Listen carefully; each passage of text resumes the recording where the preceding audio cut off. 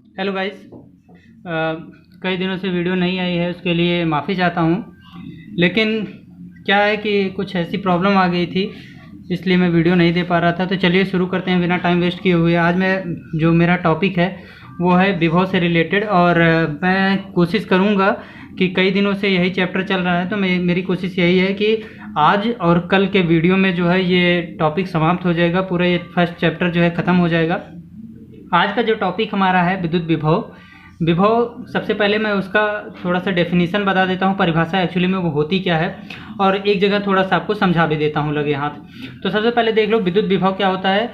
विद्युत क्षेत्र में किसी बिंदु पर विद्युत विभव का आंकिक मान एकांक धन आवेश को विद्युत क्षेत्र के विपरीत दिशा में अनंत से उस बिंदु तक लाने में किसी बाह्य स्रोत द्वारा किए गए कार्य के बराबर होता है। तो सबसे पहले मैं ये आपको बताना चाहूँगा कि जैसे कोई आपका मान लो ये कोई क्यू चार्ज है, ये कोई चार्ज क्यू है, ठीक, ये कोई चार्ज क्यू है, और इसका इतना क्षेत्र मतलब ये वाला क्षेत्र विद्युत विभव है, इतने क्षेत्र में इलेक्ट्रिक फील्ड है, और ये पॉजिटिव चार्ज है। तो पॉजिटिव चार्ज से इलेक्ट्रिक फोर्स लाइंस कुछ इस तरह से निकलती रहती हैं, देख सकते हैं, इलेक्ट्रिक फोर्स लाइंस कुछ इस तरह से निकलती रहती हैं।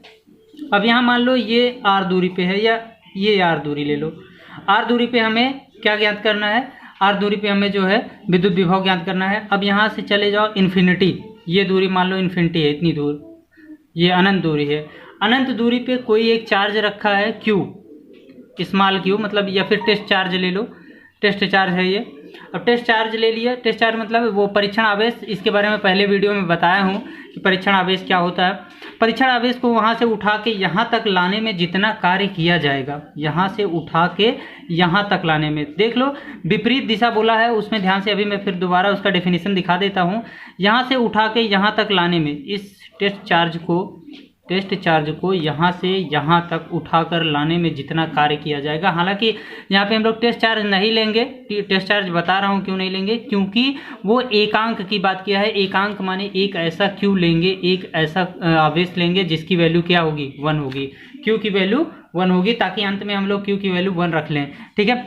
तो क्या करते हैं, यहाँ से यहाँ तक लाते हैं, जितना वर्क डन किया जाएगा वहाँ पे बाद में क्यू की वैल्यू 1 रख लेंगे। मैं इसे रैंडम तरीके से एक समझा देता हूँ कि कैसे होगा। सबसे पहले मैं वर्क डन की बात कर लेता हूँ। वर्क डन क्या होता है, तो ये एक चीज़ सोचो, वर्क डन माने क्या होगा। वर्क डन माने जितना फोर्स लगा और जितनी दूरी चली गई, तो जितना फोर्स लगा F into D R, force कितना लगा होगा इंटू डी आर कर लो। तो फोर्स में देखो, मान लो आर दूरी है, फोर्स में भी तो आर रहेगा नीचे की तरफ, आर सब कट जाएंगे, मतलब एक आर कट जाएगा, एक आर बचा रहेगा। ये अभी मैं डेरिवेशन के थ्रू जो है बताऊंगा कि कैसे जो है होता है, ये आर कैसे कटता है, ठीक। ये सिर्फ मैं इतना बताना चाहता था कि यहाँ से यहाँ तक, यहाँ से इस चार्ज को उठा के यहाँ तक लाने में जितना कार्य किया जाएगा वो आपके विद्युत विभव के बराबर होगा। और यहाँ पे जो क्यू चार्ज है, जो चार्ज यहाँ इन्फिनिटी से आप उठा के ला रहे हो, उसकी वैल्यू है 1, ठीक है, एकांक। अब मैं आता हूँ वापस, ठीक।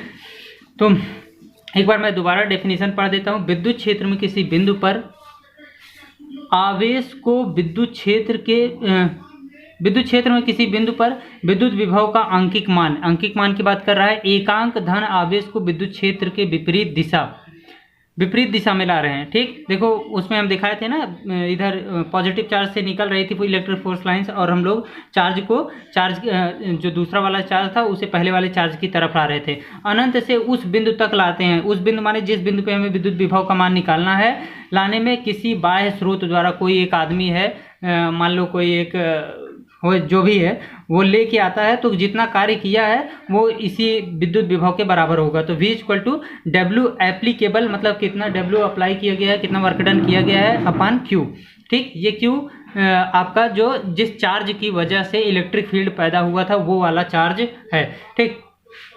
अब आगे बात करता हूँ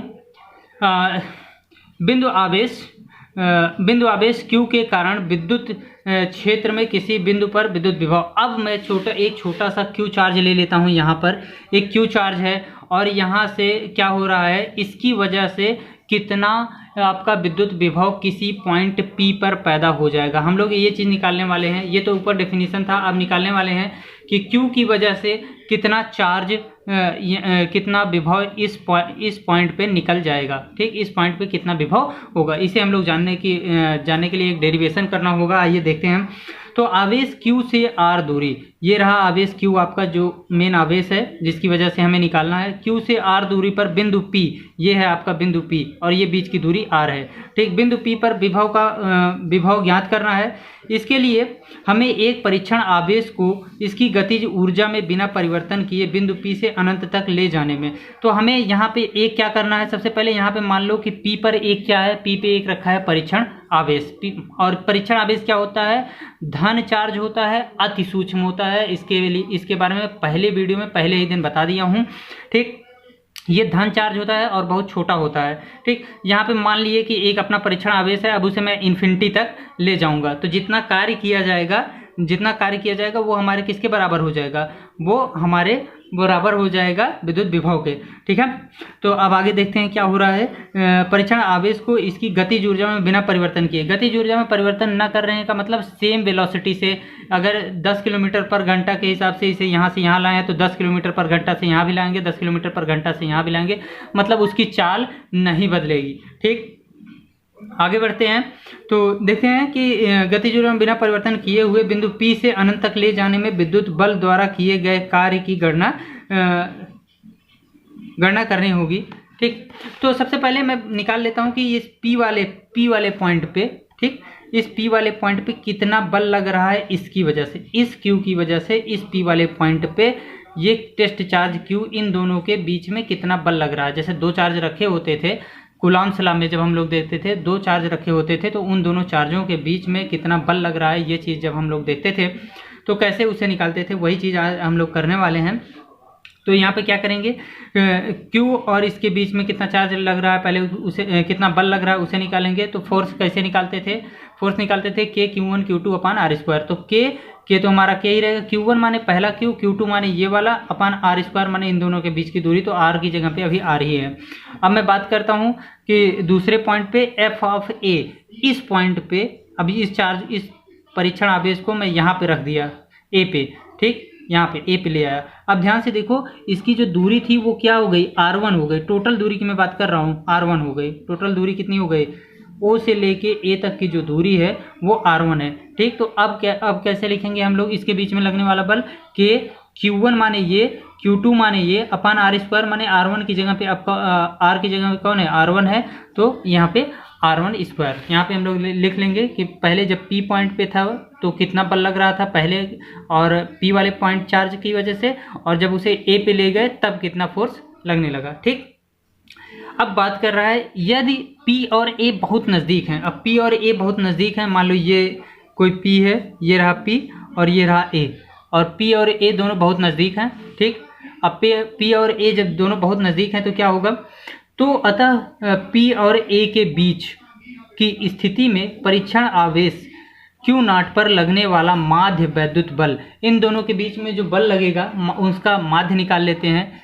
मतलब इन दोनों के बीच में माध्य माने क्या होता है, एवरेज। ठीक, तो एवरेज की बात कर रहा है, तो एवरेज कैसे निकल जाएगा, बल का मान Fp तथा Fa, मतलब जितना फोर्स लग रहा है P पॉइंट पे और जितना फोर्स लग रहा है A पॉइंट पे के गुणोत्तर माध्य के बराबर माना जा सकता है, ये माना जा सकता है। तो गुणोत्तर माध्य कैसे निकालते हैं, गुणोत्तर माध्य निकालते हैं, जैसे कोई दो चीज़ है तो उन दोनों को क्या करेंगे, अंडर रूट में कर लेंगे, अंडर रूट और उसका दोनों का गुणा कर लेंगे। तो जितना फोर्स लग रहा था इस पॉइंट पे और जितना फोर्स लग रहा था इस पॉइंट पे, दोनों का गुणा करके अंडर रूट कर लेंगे। तो ध्यान से देखो कि अंडर रूट के अंदर में K और K का गुणा होगा तो बाहर होके K हो जाएगा, और K का मान होता है 1/4 पाई एप्सिलॉन नॉट। तो एक K निकला और K की वैल्यू रख दिए। Q और Q, यहाँ भी Q और Q0 है, यहाँ भी Q और Q0 है, इन दोनों का भी गुणा होगा, ये दोनों भी स्क्वायर हो जाएंगे, और ये दोनों जब स्क्वायर हो जाएंगे तो स्क्वायर होने के बाद ये बाहर निकलेंगे तो वही बनेंगे Q और Q0। लेकिन ध्यान से देखो, ये R स्क्वायर ये R1 स्क्वायर दो चीज़ें, और इन दोनों का गुणा हो गया तो ये हो गया R1 और R दोनों का स्क्वायर हो गया, तो दोनों बाहर निकलेंगे तो अलग अलग हो जाएंगे, एक का मान R हो जाएगा और एक का मान R1 हो जाएगा, और यहाँ पे कोई स्क्वायर नहीं लगा है। ठीक, अब मैं बात कर लेता हूँ, ध्यान से अगर हम देखें तो ये एक चीज़ देखो, ये Q से P के बीच की दूरी R और O से, मतलब O से ही O से A की दूरी ये 10।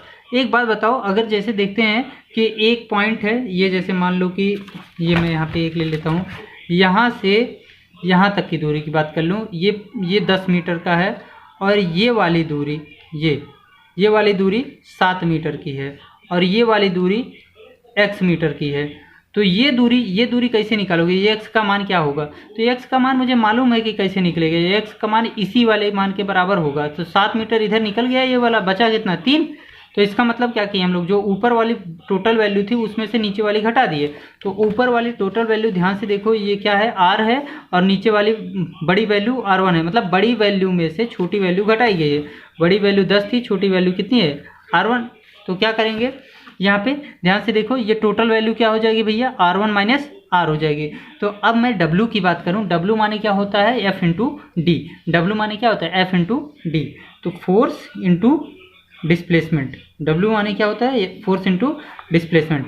ठीक, तो अब अगर आगे देखा जाए तो क्या होने वाला है कि सबसे पहले हम बात करेंगे इन दोनों के बीच में कितना बल लग रहा है। तो इन P और A के बीच में जो बल रहा है, F ऑफ PA यहाँ पे निकाले हैं, ये बल किसके बीच में है? P और A के बीच में। तो P और A के बीच में जो बल लग रहा है वो इतना है, फोर्स इंटू डिस्प्लेसमेंट। अगर इन दोनों के बीच की दूरी की बात, डिस्प्लेसमेंट माने ये जो मैं x लिखा हूँ यही दूरी, x कितना है? x कैसे निकालोगे? ये टोटल दूरी r1 है, ये छोटी दूरी r है, तो ये बचा कितना? r1 में से r घटा देंगे तो यही तो बचेगा। तो w बराबर क्या होता है? f into D. तो f लिखे, f जो यहाँ पे आया है वही लिखे, k Q not upon r1 और d कितना है? r1 minus r। ठीक, सेम ऐसे ही अगर मैं बात करूँगा a और b के बीच में कितना बल लग रहा होगा, तो a और b के बीच में जो बल लग रहा होगा वो आपकी बार यही सिर्फ इतना बदल जाएगा, यहाँ पे r1 r2 हो जाएगा। और फिर जब b और c के बीच में बात करूंगा तो फिर यहाँ पे r2 r3 हो जाएगा। ठीक, अब मैं w की बात करूंगा, अगर हर एक w में, तो कंडीशन कुछ ऐसी बनने वाली है। w a b, अब की बार a और b के बीच में कितना? यहाँ a और b के बीच में तो वही f इंटू डी लगने वाला है। तो f कितना हो जाएगा? आपकी बार हो जाएगा r1 और r2 और d अब की बार कितना हो जाएगा? ध्यान से देखो, ये दूरी टोटल कितनी है? ये दूरी टोटल r2 है और ये दूरी r1 है। तो a और b के बीच में जो y है, y कितना होगा? r2 में से r1 घटा देंगे तो y की वैल्यू पता चल जाएगी। तो ऐसे ही ये इसके बीच में लगने वाला बल और गुणे y। अगली बार में क्या करेंगे, यहाँ पे मान लो इनके बीच की दूरी z है, b और c के बीच की, तो r3 में से r2 निकाल देंगे तो वो बचेगा z के बराबर, तो उसे हम लोग z लिख लेंगे। तो ऐसे ही हम लोग क्या करेंगे, हर एक की वैल्यू निकालते चले जाएंगे। तो जो टोटल कार्य किया गया है, टोटल कार्य की बात अगर मैं करूं तो टोटल कार्य क्या हो जाएगा? W बराबर WAB WBC WPA जो भी है अपना डॉट डॉट डॉट इन्फिनिटी तक। तो सबकी वैल्यू मैं पुट करता हूं, W बराबर तो K Q नॉट अपन, बस K Q और Q नॉट, यही चीज़ सब में कॉमन है तो कॉमन ले लिए। अब ध्यान से देखो, यहाँ पे R1 बटे R2 माइनस जो भी है, ध्यान से देख लेते हैं। यहाँ पे बचा क्या था? यहाँ पे बचा है R1 माइनस R, और R1 माइनस R को जब अंदर भेजेंगे, इसके नीचे जब जाएगा तो ये ऐसे हो जाएगा R1 बटे R1 माइनस, जैसे एक के नीचे जब हर बराबर होता है तो हम लोग इकट्ठे लिख लेते हैं, वैसे अलग अलग भी लिख सकते हैं। R बटे R1, तो अब की बार R1 कट जाएगा, 1 बटे R1 बचेगा। यहाँ पे क्या कटने वाला है? और यहाँ पे R कट जाएगा, 1 बटे R1 बचेगा।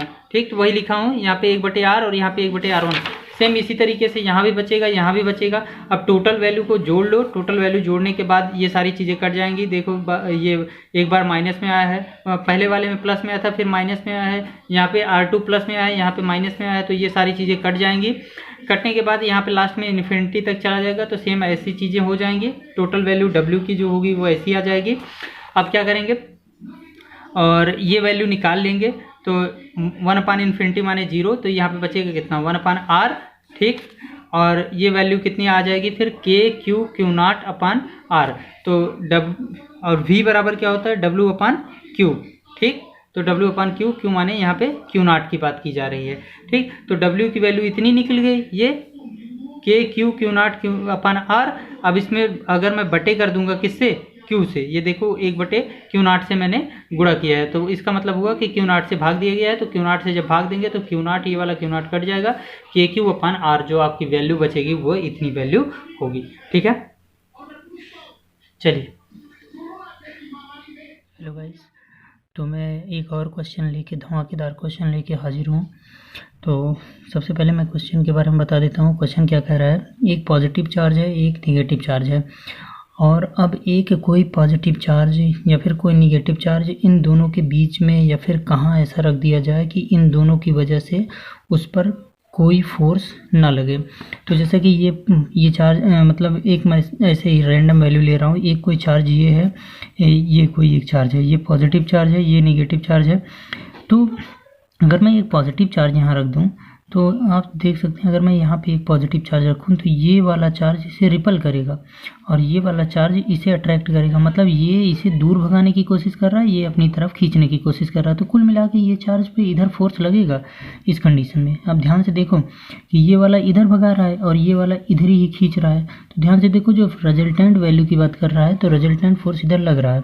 तो इसका मतलब हम लोग इसे यहाँ नहीं रख सकते हैं, इसे कहीं और रखना होगा। इसे यहाँ रख के देखते हैं हम। अगर मैं इसे यहाँ रखूँगा तो ध्यान से देखिए, ए इधर भगाने की कोशिश कर रहा है और बी जो है इसे अपनी तरफ खींचने की बात कर रहा है, क्योंकि बी तो नेगेटिव चार्ज है और ये पॉजिटिव है, तो बी इसे अपनी तरफ खींचने की बात कर रहा है। जी हाँ, बिल्कुल इसकी सही पोजीशन यही होगी। कुछ लोग सोच रहे होंगे कि यहाँ भी रखा जा सकता है। हाँ, रखा जा सकता था, लेकिन क्यों नहीं रखा गया? क्योंकि ए की बड़ी वैल्यू है, मतलब ए ज़्यादा फोर्स लगाएगा इस पर, और बी की वैल्यू जो है छोटी है और बी इस पर कम फोर्स लगा पाएगा, क्योंकि ए नज़दीक हो जाएगा और बी दूर हो जाएगा। और जब जैसे ही दूरियां बढ़ती हैं फोर्स कम हो जाता है। ये चीज़ आप अच्छे से जानते हैं। तो मैं आगे बात करता हूँ। Two particles A and be having charge, पहले वाले जो ए का चार्ज है वो है 8 × 10⁻⁶ कूलम, एंड दूसरे की बात कर रहा है -2 × 10⁻⁶ coulomb respectively, are held fix with a separation of 20 cm. Where should a third charge particle be placed so that it does not experience a net electric force? तो वही बात कर रहा है कि एक कोई चार्ज C है, उसे कहाँ रख दिया जाए कि उसके ऊपर कोई भी बल ना लगे। तो आपको मैं पहले ही बता दिया, इसे कहाँ पुट करना है, इसे यहाँ पुट करना है। अब दोनों मतलब क्या करेगा, जितना ये फोर्स लगा रहा है उतना ही, अगर जितना ए फोर्स सी पे लगा रहा है उतना ही अगर उतना ही बी अगर सी पे लगा दे फोर्स, तो बात बराबर हो जाएगी। मतलब ए इसे इधर भगाने की कोशिश कर रहा है और बी अपनी तरफ खींचने की कोशिश कर रहा है, तो वो ना भाग पाएगा और ना खींच पाएगा। मतलब उसके ऊपर जो नेट फोर्स होगा वो 0 होगा। ये कंडीशन तभी सेटिस्फाई करेगी जब हम लोग इसके द्वारा लगाया गया, ए के द्वारा सी पर लगाया गया फोर्स और बी के द्वारा सी पर लगाया गया फोर्स को इक्वल कर देंगे। तो हम लोग देख लेते हैं कि ए के द्वारा कितना फोर्स लगाया जाएगा। ए के द्वारा जो फोर्स लगाया जाएगा KQ1Q2/R²। ये टोटल दूरी जो है 20 + x हो जाएगी। और दूसरे वाले में बात करते हैं बी की वजह से, तो KQ1Q2/x²। और यहाँ पे जो ये मैग्नीट्यूड की केवल बात कर रहा है, यहाँ पे हम सिर्फ मैग्नीट्यूड ले रहे हैं, परिमाण ले रहे हैं, दिशा नहीं ले रहे हैं, माइनस नहीं लगा रहे हैं। ठीक, अब इसे इन दोनों को बराबर कर देंगे। यहाँ पे दोनों को बराबर कर दिया, K से K कट गया, ये 8 और 2 कट गया, 10⁻⁶ कट गई, Q से Q कट गया। अब बचा ये इतनी सी बात। अब इसे दो तरीके से, चाहे इसका क्वाड्रेटिक इक्वेशन बना लीजिए, चाहे इसका क्वाड्रेटिक इक्वेशन बना लीजिए, और या इसे 4x² जो लिखा है इसे सीधा 2x² कर दीजिए, और ये 20 + x का होल स्क्वायर कर दीजिए, और स्क्वायर कट जाएंगे, यहाँ से x की वैल्यू निकल जाएगी। तो 20 सेंटीमीटर टोटल दूरी होगी। ठीक है, इसी तरह मैं धमाकेदार क्वेश्चंस लेके आता रहूँगा गाइस। आज अच्छी वॉइस क्वालिटी और ये जो आपकी पिक्चर क्वालिटी है, ये दोनों अच्छी हैं, तो प्लीज़ लाइक कीजिएगा। और मैं अब इसी तरह के छोटे छोटे वीडियोस लेके आऊँगा जिसमें आपको चीज़ें अच्छे से क्लियर हो पाएँ, क्योंकि बड़े क्वेश्चंस में, बड़े सेशंस में क्या होता है कि उतना यहाँ पे अवेलेबल डाटा नहीं मिल पाता है, उतनी अच्छी नेटवर्क क्वालिटी नहीं मिल पाती, इसलिए हम लोग बड़े सेशंस नहीं लेके आ पा रहे हैं। जल्दी ही मैं कोशिश करूँगा कोई जुगाड़ हो जाए तो बड़े लेके आऊँगा, बड़े सेशंस। हालांकि अभी मैं छोटे सेशंस इसी तरह से लेके आऊँगा और धमाकेदार क्वेश्चंस लेके हाजिर रहूँगा। तो ठीक है, पढ़िए लिखिए, और मैं अच्छे क्वेश्चंस के और कुछ अच्छे क्वेश्चन दे दूंगा, आप लोग लगाइएगा। ठीक है, ओके, ठीक है। जैसा कि उस दिन मैंने कूलम्ब्स लॉ के बारे में बता दिया था, इसमें दो चार्जों के बीच में फोर्स के बारे में बातचीत करता है। दो चार्जों के बीच में कितना फोर्स लग रहा है, वही चीज़ इसमें निकालना होता है। तो उस दिन मैं 2 क्वेश्चन भी दिया था, लेकिन क्वालिटी वीडियो की कुछ अच्छी नहीं थी, तो आज से मैं थोड़ा सिस्टम चेंज कर रहा हूँ। किस तरीके से सोच रहा हूँ, इस तरीके से पढ़ाऊँगा ताकि आपका ज़्यादा टाइम ना वेस्ट हो और चीज़ें थोड़ा जल्दी जल्दी और अच्छे से क्लियर हो जाएं। ठीक है, तो ज़्यादा टाइम ना वेस्ट करते हुए हम लोग शुरू करते हैं। सबसे पहले मैं एक बार रिवीजन करा देता हूँ आपको। कूलम्ब्स लॉ क्या था? कूलम्ब्स लॉ ये था कि दो चार्जों के बीच में लगने वाला बल दोनों चार्जों के गुणनफल के अनुक्रमानुपाती होता है। ये हो गया इक्वेशन नंबर 1। इक्वेशन नंबर 2 की बात करता हूँ। दोनों चार्जों के बीच की दूरी के वर्ग के व्युत्क्रमानुपाती, मतलब वो उन दोनों के बीच में जितनी दूरी है उसके वर्ग के व्युत्क्रमानुपाती की बात करता है। ठीक, तो इन दोनों जो ये दोनों इक्वेशन आपके सामने लिखे हैं, ये दोनों इक्वेशनों को हम एक साथ मिला के लिख लेते हैं, तो बात हो जाएगी एफ प्रोपोर्शनल Q1 Q2 बटे आर स्क्वायर की। अब प्रोपोर्शनैलिटी हटाने के लिए हम लोग हमेशा एक कांस्टेंट का यूज करते हैं जिसे हम लोग के कहते हैं, और के मतलब कूलम्ब्स कांस्टेंट है। के की वैल्यू होती है 9 × 10⁹ न्यूटन मीटर स्क्वायर प्रति कूलम स्क्वायर। तो आप लोग का काम क्या है, यहाँ से आप डायमेंशन निकालेंगे के का, के की बीमा निकालेंगे, एक काम आप लोगों का करना है। ठीक है, और के की दूसरी वैल्यू होती है 1/4 पाई एप्सिलॉन नॉट, और जहाँ पे एप्सिलॉन नॉट की जो अलग से वैल्यू होती है 8.85 × 10⁻12 कूलम स्क्वायर पर न्यूटन मीटर स्क्वायर। ठीक है, ये तो हो गई दो चार्जों के बीच में बल की। दो चार्जों के बीच में बल कितना लगता है, यह बराबर के Q1 Q2 बटे आर स्क्वायर। के एक कांस्टेंट है, Q1 माने पहले चार्ज का मैग्नीट्यूड, Q2 माने दूसरे चार्ज का मैग्नीट्यूड, आर स्क्वायर माने उनके बीच की दूरी। अब हम आइए एक क्वेश्चन देख लेते हैं हम। 3 equal charges each having a magnitude of 2 × 10⁻6 coulomb at the corner of right angle triangle of sides 3 cm, 4 cm and 5 cm. Find the force on the charge at the right angle triangle. इसमें क्या है, कह रहा है कि 3 charge रखे हुए हैं, वो भी इस राइट एंगल ट्रायंगल के कॉर्नर पे। देख ही सकते हैं 1 2 3 ABC 2 चार्ज रखे हुए हैं। इन सभी चार्जों की वजह से, मतलब इन दो चार्जों की वजह से इस चार्ज पर कितना फोर्स लग रहा है, ये बात की बात कर रहा है। तो सबसे पहले हम F1 की बात करेंगे, मतलब इन दोनों चार्जों की वजह से कितना फोर्स लग रहा है। तो फार्मूला वही लगाएंगे, के की सीधा वैल्यू पुट कर दिया, Q1 माने पहले चार्ज की वैल्यू तो वही है, Q2 माने वही है, बटे आर स्क्वायर माने 4 × 10⁻² क्यों कर दिए, ये 10⁻² माने होता है पावर -2, मतलब सेंटीमीटर में बदल दिया गया है। सेंटीमीटर में था और इसे मीटर में बदल दिया गया है। ठीक है, और उसके बाद इसका स्क्वायर कर दिया गया। ये तो हो गया F1 की वजह से लगने वाला फोर्स। अब F2 की बात कर लेते हैं। F1 माने के, Q1 माने ये वाले के, Q2 माने ये वाले का, Q1 Q2 बटे आर स्क्वायर माने 3 का स्क्वायर। तो यहाँ पे F2 जो निकलेगा वो 40 सेंटीमीटर होगा, और इसकी F1 की जो वैल्यू निकाली गई यहाँ पे सॉल्व किया गया है। क्या करेंगे, इसे आप सॉल्व करेंगे, 2 दूना 4 हो जाएगा, 10⁻9 10⁻9 यहाँ लगा है, लगा रहने दीजिए, 10⁻12 हो जाएगा, 6 6 -12 मतलब गुणा में घातें जुड़ती हैं, इसलिए ऐसा हुआ। फिर नीचे 10⁻4 है, ऊपर नीचे कुछ घातें कट जाएंगी, 4 घात इसमें से घट जाएगी, बचेगी 8, और फिर ऊपर नीचे जो है फिर ये 9 और 8 जुड़ेगी, 9 में से -8 घट के 1 हो जाएगा, और ये 9 चौके 36 मतलब 360 बटे 16 हो जाएगा टोटल। और इसे जब भाग देंगे तो ये हो जाएगा 22.5 न्यूटन, और इसी तरह से F2 निकालेंगे तो वो आएगा 40 न्यूटन। अब देख सकते हैं ये इधर फोर्स दे रहा है, ये इधर फोर्स दे रहा है, तो दोनों का रिजल्टेंट फोर्स कहीं ना कहीं इधर निकल रहा होगा। तो रिजल्टेंट फोर्स की अगर हम बात करते हैं, तो रिजल्टेंट फोर्स जो आपका आ रहा है, देख सकते हैं ये आपने पहले चैप्टर में पढ़ा होगा 11th में, कैसे निकालते हैं फोर्स। तो 40 का स्क्वायर प्लस 22.5 का स्क्वायर रूट में, और इसकी जो फाइनल वैल्यू आ रही है वो 45.9 न्यूटन आ रही है।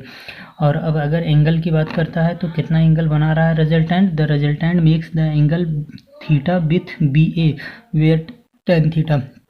टेन थीटा की अगर बात करते हैं तो टेन थीटा मतलब यहाँ पे आप देख सकते हैं टेन थीटा क्या होता है, लंब बटे आधार, और वही चीज़ हो रही है। लंब मतलब F1 और ये वाली फोर्स की बात कर रहा है F2 दोनों के, ये लंब और ये आधार इन दोनों की बात कर रहा है।